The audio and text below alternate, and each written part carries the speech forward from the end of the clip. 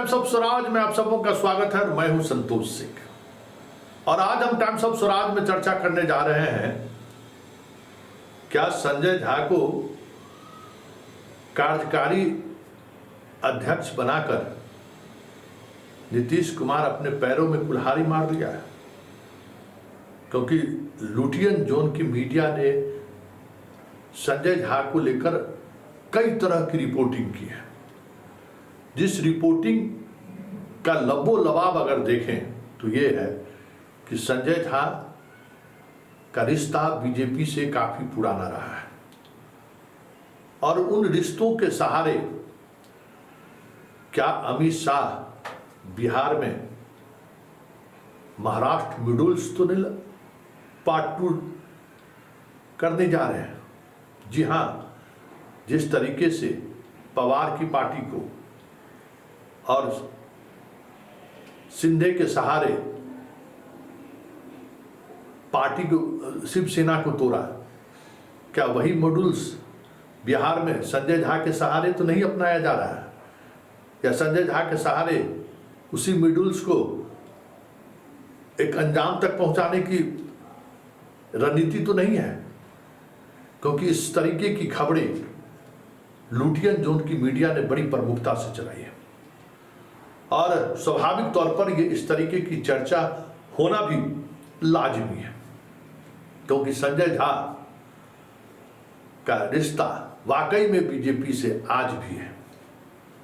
ये अलग बात है कि अरुण जेटली नहीं है, इसलिए उस तरीके का रिश्ता बीजेपी में शाह और मोदी को लेकर नहीं है जिस तरीके का रिश्ता अरुण जेटली से इनका रहा है। फिर भी रिश्ते हैं, राजनाथ सिंह हैं, रूडी हैं, गडकरी हैं, कई ऐसे लोग हैं, संघ के कई ऐसे लोग हैं जिनकी वजह से संघ में भी और बीजेपी में इनका एक्सेस जदयू के अन्य नेताओं की तुलना में सबसे ज्यादा है। लेकिन सवाल ये है, और वो बड़ा सवाल है, क्या संजय झा की वो हैसियत है जो हैसियत शरद पवार की पार्टी में अजित पवार का था?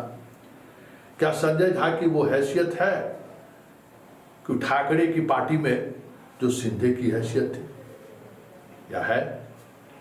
क्योंकि दोनों पार्टी को तोड़ने में जिस तरीके से कामयाब हुए, संख्या बल को लेकर आज भी शरद पवार गुट दावे के साथ नहीं कह सकता है कि कितने विधायक और सांसद उनके साथ रहे। उसी तरीके से अजित पवार भी कहने की स्थिति में नहीं है।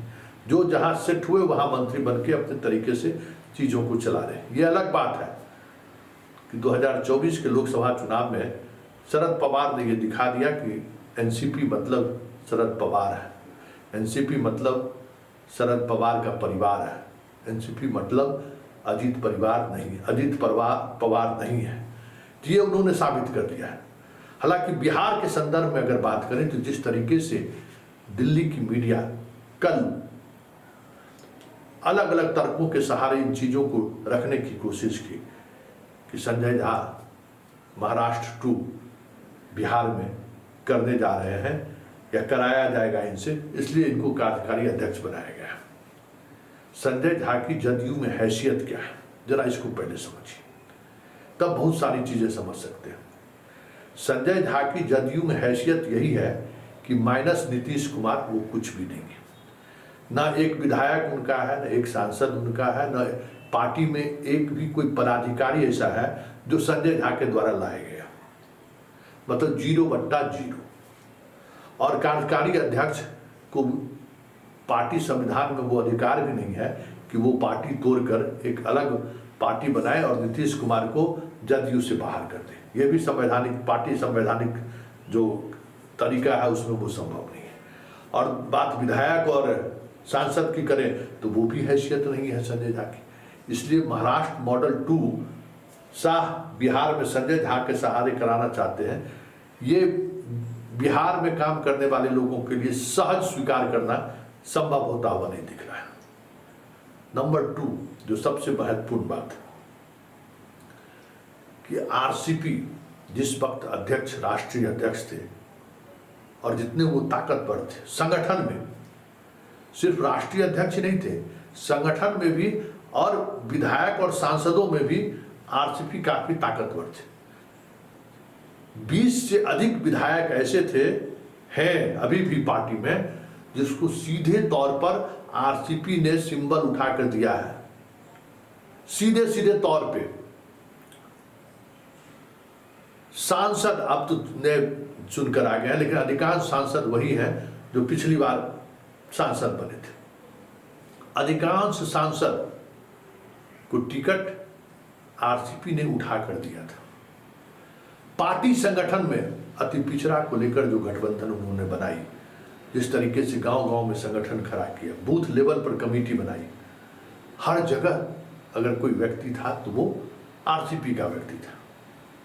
लेकिन वो जब निकले तो अमित शाह को इतना भरोसा वो दिलाकर निकले थे कि हम जदयू को पूरी तरह पर तोड़ देंगे, लेकिन उनकी एक कोशिश नहीं चली। पार्टी के विधायक और सांसद ही नहीं, जो अभी देख रहे हैं बिहार प्रदेश के अध्यक्ष उमेश कुशवाहा, किसके आदमी हैं, किसके आदमी थे, किसने उनको बनाया था? सबसे पहले रातों रात तो वही बदल गए, क्योंकि जदयू का मतलब नीतीश कुमार है और नीतीश कुमार का मतलब जदयू है। उसके अलावा सब कुछ माइनस है। ललन सिंह की बात कर लीजिए। ललन सिंह की भी हैसियत आरसीपी से कमजोर नहीं था।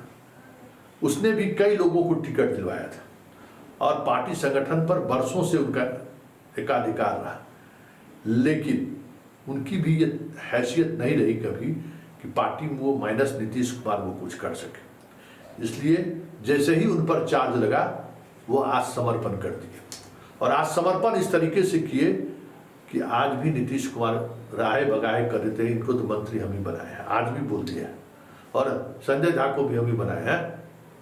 समझ गए ना? यहाँ दिल्ली में भेज दिया तो काम कौन देखेगा? वो भी सुन लीजिएगा। आज जो नीतीश कुमार ने जिस अंदाज में कहा है वो भी सुन लीजिएगा। और इन सब इतर जो सबसे महत्वपूर्ण बात जिसको लोग ये कह रहे हैं कि शाह का ये महाराष्ट्र मॉड्यूल्स है, तो जरा सुन लीजिए। जॉर्ज फर्नांडिस और शरद पवार इतने मजबूत लोग जदयू के प्रदेश राष्ट्रीय अध्यक्ष कोई दूसरा नहीं बना है।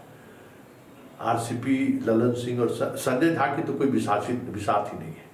उनका तो न संगठन में, पार्टी में, विधायक में, किसी चीज में, सिवाय नीतीश कुमार के अलावा उनके पास कुछ नहीं है। इसलिए नीतीश कुमार के वो हनुमान माने जाते हैं। और एक और बात अगर रॉयल्टी की करें तो 2024 के लोकसभा चुनाव के बाद लगभग 1.5 वर्षों के लिए संजय झा मतलब सीन से आउट हो गए थे, लेकिन कभी भी उन्होंने ये नहीं किया कि बीजेपी जाके ज्वाइन कर लिया, जबकि उस समय में बीजेपी वो जा सकते थे, क्योंकि 15 में आरजेडी के साथ एलायंस हो गया था। 14 के चुनाव के दौरान भी बहुत सारी चीज़ें सामने आ गई थी। 15 में तो 7 चुनाव लड़ लिए थे, लेकिन उन्होंने अपनी लॉयल्टी नहीं छोड़ी। नीतीश दिल्ली जाते थे, जब तक नीतीश ने उनको नहीं बुलाया वो मिलने नहीं आए, और जब फिर मिले तो फिर उनको कोई जुदा भी नहीं कर पाया। तो ये एक बड़ी बात है कि जिस तरीके से ललन सिंह कुछ भी हो गया, लेकिन एक व्यक्ति है जिस व्यक्ति के सामने उन्होंने सब कुछ त्याग दिया, नीतीश कुमार। उसी तरीके से संजय झा की कह सकते हैं कि महत्वाकांक्षा कुछ भी हो, बिहार में अगर वो मंत्री बने तो नीतीश की वजह से, आज कार्यकारी अध्यक्ष बने हैं तो वो नीतीश की वजह से, और वो आज जो कुछ भी है वो नीतीश की वजह से। नंबर 2 के ओहदे पर बिहार में मंत्री के रूप में भी रहे तो वो भी नीतीश की बदौलत, और वजह यह है कि वो हमेशा नीतीश के विश्वास पर खरे उतरे हैं। आज तक चाहे अधिकारियों का ट्रांसफर पोस्टिंग का मसला हो, चाहे विधायकों के क्षेत्र का चयन हो, कुछ भी हो, संजय झा वही बयान भी देते हैं, वही करते भी हैं जो नीतीश सुनना पसंद करते हैं या नीतीश को जो पसंद है। उसके अलावा कुछ वो न सोचते हैं ना कुछ करते हैं। और अगर राजनीति की बात करें तो सिवाय डेवलपमेंट के एक बात और जान लीजिए, जहाँ तक मैं संजय झा को जानता हूँ, सिवाय डेवलपमेंट का वो भी मिथिलांचल के इलाकों को अगर छोड़ दीजिए तो बाकी इलाकों से इनको कोई वास्ता नहीं है। कौन सा विधायक किसको काट रहा है, कौन सा विधायक किसके खिलाफ साजिश कर रहा है, इन तमाम खेलों से संजय झा अपने आप को हमेशा अलग रखा है। कोई विधायक, कोई सांसद ये कह नहीं सकता है कि हमारे क्षेत्र में संजय झा बेवजह दखल दे रहे हैं। हमेशा संजय झा इस चीज को मेंटेन किया है। संजय झा मतलब नीतीश कुमार की परिक्रमा, नीतीश कुमार की का परिक्रमा मतलब संजय झा। एकदम है ना कि भाई कार्तिक और गणेश में जो है सो हुआ कि कौन पहले पृथ्वी घूम के आएगा। तो कार्तिक मोर था तो सोचा कि सबसे पहले हाँ ठीक है, मोर उड़ाए, पृथ्वी घूमना शुरू कर दिया। और गणेश जी थे, अपने पिताजी का ही चूहा था उनका सुवारित, क्या करते तो गणेश जी की ही परिक्रमा करने लगे और सबसे पहले वो पूरा विश्व भ्रमण कर लिए। तो राजनीति में संजय झा सिर्फ और सिर्फ नीतीश की परिक्रमा करते हैं। बस नीतीश मतलब परिक्रमा, परिक्रमा मतलब नीतीश। इसके अलावा कोई राजनीतिक गतिविधि इनका न पटना में है न दिल्ली में है। पटना में रहना है मतलब नीतीश के साथ रहना है, नीतीश के साथ जब वही वक्त अलग होते हैं जब दोनों आदमी सोने जाते हैं। रिश्ता इस तरीके का है। इसलिए इस तरीके का जो भी कयास लगाया जा रहा है वो हमें लगता है कि बेमानी होगा।